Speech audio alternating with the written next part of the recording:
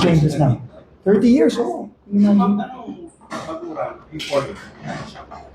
Ang pinakamataas mo, ma'am, Presi, is DEAD. District Engineer. Okay, 30. Pero yung taon ka na sa DPWH? 31 years. 31 years. 31 years. Okay? Any question? Any other questions? We will release the DO. I'll sign it today. We'll give you copies.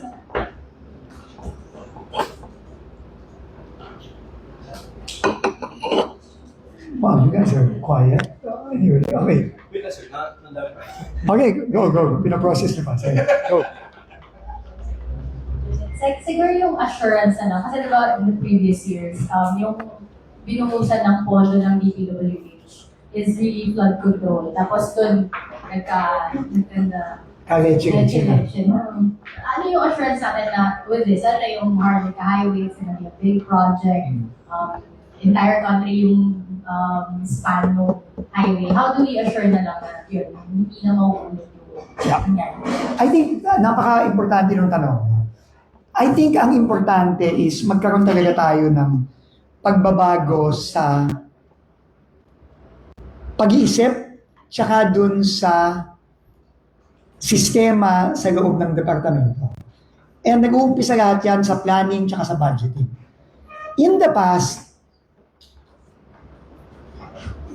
hindi pinaprioritize, unfortunately, yung mga ongoing. Yung mga nasimulan na. Di ba? Kaya, di ba, nagiging nyo dati, may mga bigla na lang pumapasok na mga project na walang plano, walang mga feasibility study, out of nowhere. No? Kasi nga, iba ang objective. Di ba? So ngayon, ayoko lang paunahan yung bagong budget planning strategy namin, ni Yusek Conti. Pero ngayon, bago ka pa mag-isip ng bagong proyekto, whether that's a road, bridge, flood control, whatever, dalawa muna ang kailangan i-prioritize ng mga districts at ng region. Maintenance at pagtatapos ng mga ongoing. Yun muna lagi. Meaning, hindi lulusot ang project proposal mo galing sa district o sa region kung hindi mo muna inuna yung dalawang bagay na yan. Na enough ang pondo mo to maintain ng maayos at mabilis. At hindi enough yung pondo mo kapag hindi enough yung pondo mo sa pagtatapos ng mga ongoing mo. Okay? Because that will protect itong mga problemang as from yung mga nangyari natin. Kung merong mang bago, magiging very, very strict kami sa mga requirements na. Wala akong papayagang pumasok na project, whether flood control, bridge, road, na walang tamang plano at walang approval sa Regional Development Council. Okay? So, pero yung planong yan, i-announce namin in the next few weeks. Okay? Pero that is the way to ensure it. At kailangan bantayan yan kasi once na may pagbabago na sa DPWH, may bago ng administrasyon, may bago ng mga tao dito, kailangan hindi magbabago yon. Kasi to me, yun ang pinakamatibay na proteksyon. Isa sa mga pinakamatibay na proteksyon na wala nang makakalusot ng mga project kamukha ng mga dati. Segments, good morning po. Sir, yung sa sinabi niyo na only big contractors can join the bidding for Maharlika project po. Can you describe ano pong mga big contractors ito? And meron na po bang mga nauna nang nagpasabi to join this project na for Maharlika? Marami nang nag-express ng interest. But I will be meeting with the association of the big. I'm talking about big in terms of financial capability, big in terms of yung laki ng mga proyektong nagawa na nila at ginagawa nila. At ikatlo, big in terms of the access to modern equipment and technology. Yun ang tatlong magiging major criteria dyan. No? So, for Maharlika, at even for other big projects, yun dapat ang magiging criteria. Di ako papayag na mga small contractors ang gagawa, na patsi-patsi, magigiliit lang na segment of packages na tig 50 million, 30 million, 100 million ang gagawin. Kasi yon ang naging root ng problema, kaya never naayos ang Maharlika Highway.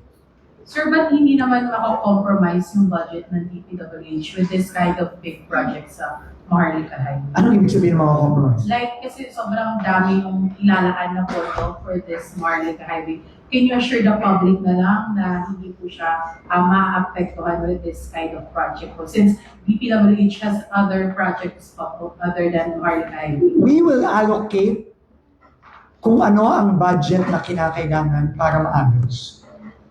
It's going to be a big budget, definitely. But, kailangan eh. Di ba? Kailangan siya eh. Di ba? Pero, ang sabi nga ni Pangulo, hindi importante whether maliit o malaki ang budget. Ang importante, bawat piso nagagamit sa tama. Yun ang importante. Kailangan ganun na yung pag-iisip natin. No? So, we will prioritize the projects that need to be fixed. No? And that need to be finished. Yun ang magiging priority natin. Sir, good morning. Sir, since you're implementing changes, reforms, may napansin na ba kayong siguro change in the attitude ng mga contractors, may mga pumapasok na mga new teams? Oo. Oo. In fact, dito lang, madami ng mga nag-express ng interest sa Maharlika. Yun. Doon pa lang.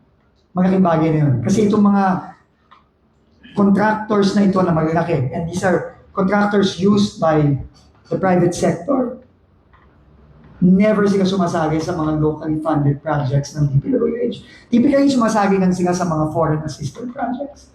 Yung mga malalaki yan. Ngayon lang talaga sila sasagi sa mga projects tulad ng Maharlika. No? And I think, testament to sa sisimula ng pagbabalik ng tiwala dahil sa litrato na rin ni Pangulong BBM dahil sa mga reformang ginagawa. Good morning po, Secretary. Just for us to imagine, yung mga contractor, ito po ba yung mga level ng Mega World, EI, Ayala, ito na ba yung mga tinutukoy natin sa... Hindi, yung Mega World, yung Ayala, hindi naman contractor yun. Ano yun? Mga developer yun. May mga contractors yan. No? But yes, ganung level. Yung mga typical contractors na ginagamit ng mga maglaking kumpanya tulad ng Ayala, SM, Mega World, San Miguel, Metro Pacific, etc. Yan ang mga level ng mga kontratistang lumapit sa akin. In fact, I'm supposed to have a meeting with them in March para i-present ko lahat to sa kanila. Itong mga proyektong may association kasi sila. No? And we'll just announce when that meeting will be. Morning po, Secretary. Like, may we know ano po ba yung updates doon sa coordination ng DPWH with the ACE builders, which you have said na nag-signify ng interest to help with the Maharlika Highway rehabilitation. Yun yung iniintay kong meeting ko na lang sa kanila. Magpe-present kami ng mga iba't ibang projects na tingin namin the biggest contractors in the country can join. So, sometime in early March yun. So, i-announce ko na lang yung date. Kasi i-invite namin kayo.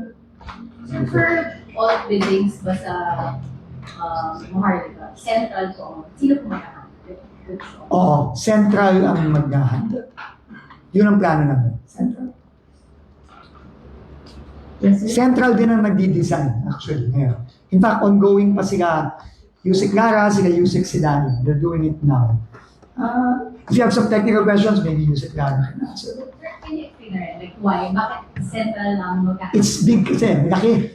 Tsaka kailangan namin ng mga foreign consultants. Kasi ang gusto namin na mag-conform ang Maharlika Highway sa ASEAN or Asian's highway standards. Kasi kailangan hindi tayo basta-basta gagawa eh. Kailangan meron tayong standard na pagbabasihan. Ano ba ang standard ng highway sa Asia o sa ASEAN? Standard in terms of yung ganda ng pavement, yung kinis ng pavement, yung drainage, standard ng ilaw, standard ng illumination. Nakita niyo naman, di ba? Ako mismo nagmaneho ako mula Lopez hanggang Manila eh. Nakakatakot eh kasi lalo na yung bitukang manok. Walang ilaw eh. Meron pa ako nakita dun. Binabayaran pa ng mga LGU yung mga tao para lang mag-flashlight eh. Di ba? I mean, can you imagine? Para tayong nasa Stone Age eh. Para tayong 1920s, 1930s. I mean, may mga lantern yung mga tao para lang makita ng mga karwahe yung yung daan eh. Di ba? Ano ba naman yun, di ba? So yun, pati sa lighting, everything. Kailangan yan central ang mag-design. And later on, kailangan din central ang magpabid. Next question from Joseph Wong. Tama ba sinabi ko? Couple of questions. May update lang sa Ilocos. Yes. Okay, so yung sa PD, ulitin ko, no? Para lang klaro sa lahat. Yung nakita nating mga issues sa Ilocos, nakikita din natin sa ibang lugar. At ano ang issue nyo? Mga project na tingi-tingi ang pagpondo at hindi pa tapos. Ang difference lang doon sa pidig, yung simula nung project na yon, yung tatlong, yung dalawang bridge na pinuntahan ko, yung Loing tsaka yung Kabarwan. Kabarwan na o Karabuan? Kabarwan ata. 2025 lang siya pinondohan. Pinondohan siya last year. Ang total budget was 50 million. Pero ang pondo lang nakalusot, ikalahati lang doon. O a little over half. Hindi natapos.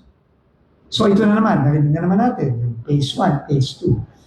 So ang commitment natin, kagaya din ang commitment natin sa ibang mga project all over the country na nakita natin, pondo kung 20 million na lang ang kulang yan, o 15 million ang kulang, o 50 million ang kulang, pondohan na natin, may savings naman tayo ngayon para matapos na. Kasi kung ang project 100% phase 1 completed, baliwala yun. Kasi hindi naman magagamit kasi hindi tapos Di ba? Hindi ibig sabihin ghost project siya. No? Kagaya din, no? Kasi may nakita ako na sinabi ko daw sa Ilocos walang ghost project sa iba. Hindi. Yung nakita kong project yun, hindi ghost project yun. Yung ibang project na nakita ko, totoong ghost project yun. No? So I hope walang magbabali sa mga, doon lang tayo sa totoo, doon lang tayo sa facts. No? Huwag nating isispin dahil lang politically, ibang pagkiling natin. Huwag naman gano'n. Whether Ilocos Norte, Siargao, Bicol, Bulacan, Pampanga, Davao, kahit saan. Facts lang tayo. No? And kung anong nakikita natin, yun din ang nakikita natin paulit-ulit. Na sinabi na nga mismo ni PBBM na kailangan natin patuloy. Tapusin natin lahat ng mga hindi pa tapos. Huwag na tayong magtingi-tingi, huwag na tayong mag-pacing-pacing. Diba? Kung may pacing man, klaruin natin. This year, ito. Next year, ito. Pero by next year, tapos na. Para naiintindihan ng mga kababayan natin. No, na hindi ibig sabihin, kung isang project, hatenga, ibig sabihin ghost project yun, hindi. Ibig sabihin lang nun, hindi pinondohan, tiningi-tingi, hindi natapos. So, kailangan ng tapusin. Pero yung medyo maliliit lang. Yung mga nag-apply dun sa Lasal, kailan na lang makikita yung results? Paano yung results na yun? Tatawagan or? Kailan ba? How long? Yes. Tatawagan sila ng HR and they will go through the usual interview and tests para mag-qualify. Ngayon, para lang i-clarify, para sa mga fresh grad, meaning under board, ang pwede nilang applyan ay mga contractual, at ang tawag doon ay project evaluation officers. No, mga contractual yon, mga job order yon. Kasi hindi pa sila pwedeng maging project engineer. Kasi hindi pa naman sila engineer, technically. So kung ikaw ay fresh grad, underboard, ang a-applyan mo, project evaluation officer. Yon, maraming kaming kailangan nun. Napakarami. Daan-daan yun ang kailangan namin nun. Pero, sasabihin ko din sa mga aplikante, ready kayong ma-deploy all over the country. Hindi yung ibig sabihin, ma-deploy kayo dito lang sa Metro Manila. Ano? Pwede kayo ma-deploy sa Bulacan, pwede kayo ma-deploy sa Bicol, pwede din kayo ma-deploy sa Tawi-Tawi, o sa Sulu, o sa... So, kailangan, ready kayo, ha? No, ready kayo, sinabi ko din dun sa kanila. Pwede din naman kayo ma-deploy sa Siargao. Kung seswertein kayo. Madami.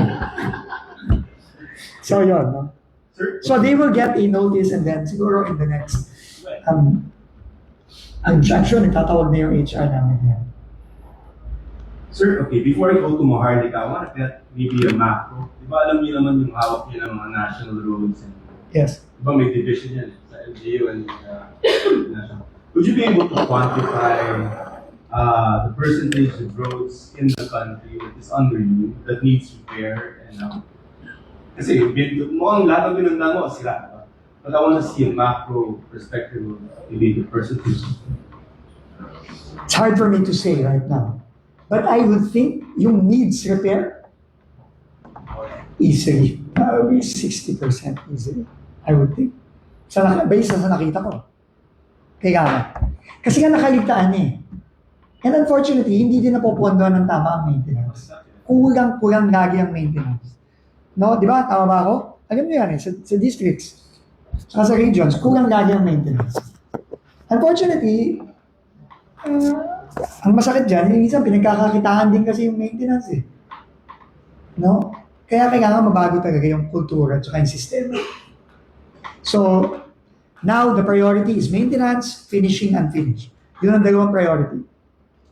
Tingin ko, common sense yun. Dapat priority, i-maintain ng tama, ayusin ng mabilis, tapusin ang mga hindi tapos. Common sense yun. Problema, mukhang walang ganun dati. So, anyway. Assist na lang po. Last batch.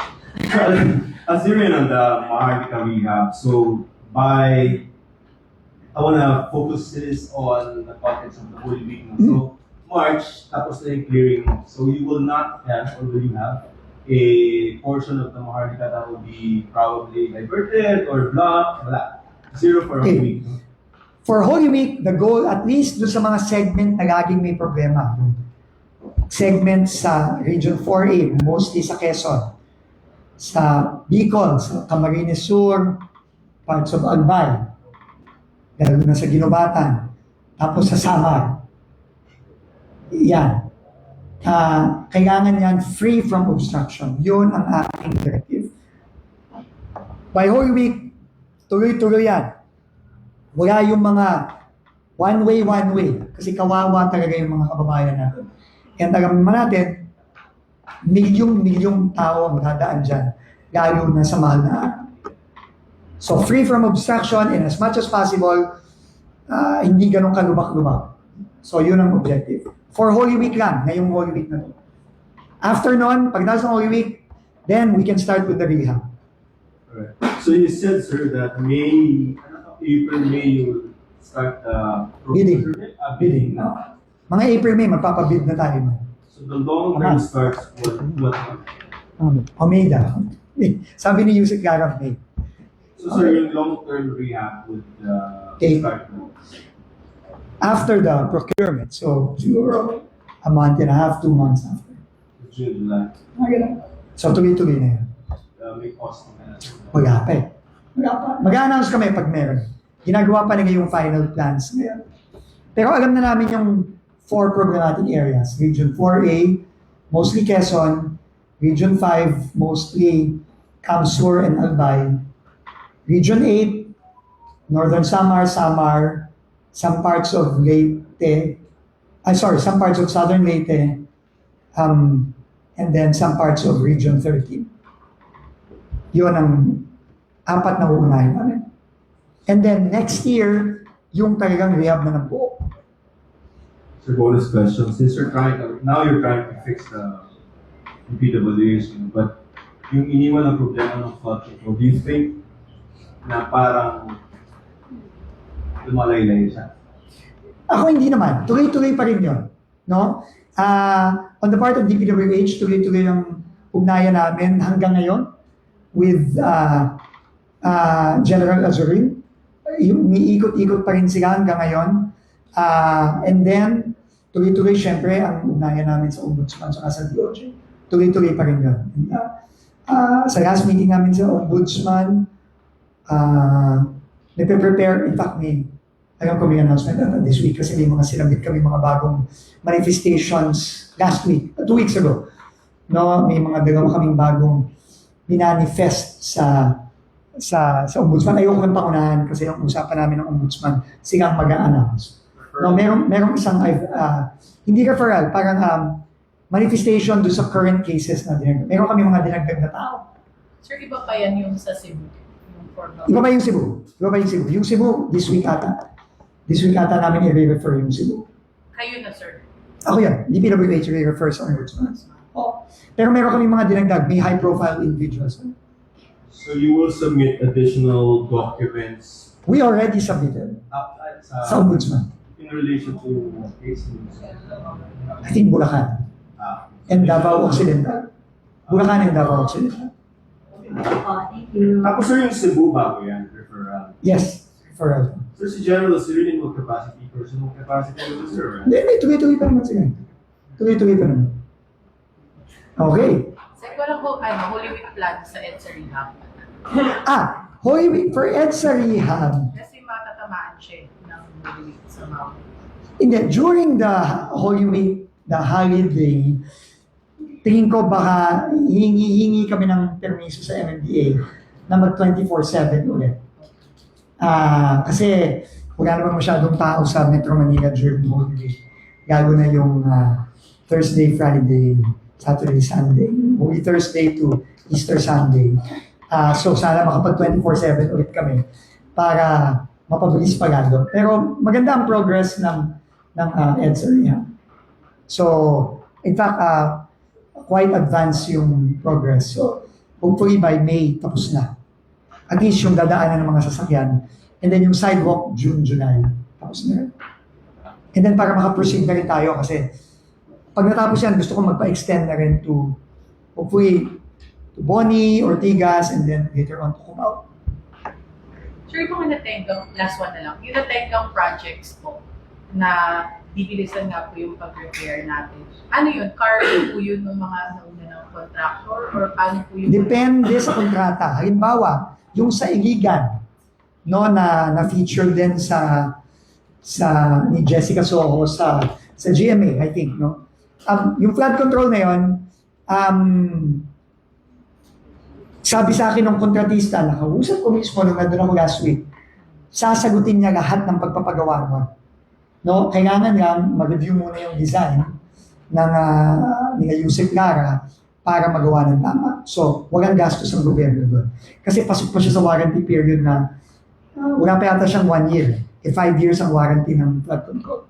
No? Doon sa iba na sobrang tagal na, doon may problema tayo doon. No? Kamukha ng halimbawa yung Kupang sa Araya, matagal na yon. So, kailangan gastos na ng gobyerno. And then I will make some announcements later on with DE Kenneth and RD Arnold for Bulacan, no, yung mga binisita ni Pangulo sa barangays Bulong, San Frances, and Quezon sa Calumbe. No, meron tayong major na gagawin doon in the next few weeks. Okay? Thank you very much.